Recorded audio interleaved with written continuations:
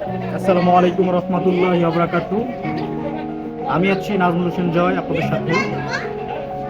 গত 2 থেকে 3 বছর যাবত আমরা বাংলাদেশের সবথেকে বেশি যেটা নিয়ে আলোচনা সমালোচনা হয়েছে সেটা হচ্ছে বাজারের ঊর্ধ্বগতি মূল্যের সামগ্র বিক্রি। এইসব বিষয় নিয়ে সবথেকে বেশি এই বাংলাদেশে আলোচনা হয়েছে। এর মধ্য থেকে বাংলাদেশ সরকার কর্তৃক ব্যুরো অফিসার্সের প্রত্যাশা এনজিও সেফ হেলথ কেয়ারের আজকের এই উদ্যোগে আমার সভাপতিক্রমে আজকের এই সুন্দর অনুষ্ঠানটি পরিচালিত হচ্ছে। আজকে আমাদের এই ন্যায্য মূল্যে খাদ্য সামগ্রী বিতরণ অনুষ্ঠান এই সেফ হেলথ কেয়ার এই প্রত্যাশা কর্তৃক সারা বাংলাদেশে এটি পরিচালিত হয়ে আসছে।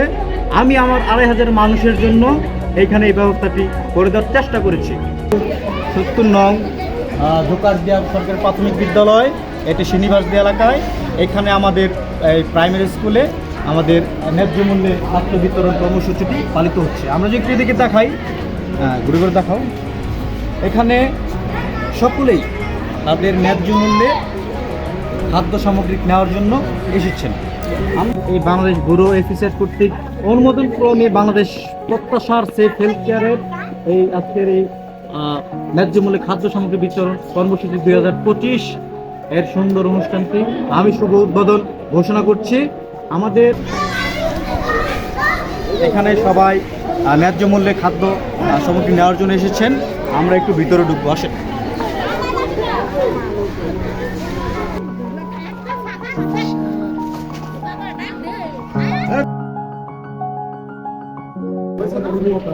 এখানে আমাদের খাদ্য সামগ্রী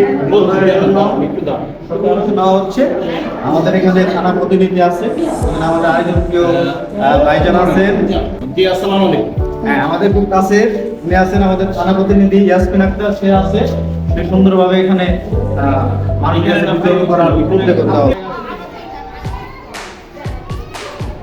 সবাই নেওয়ার জন্য এখানে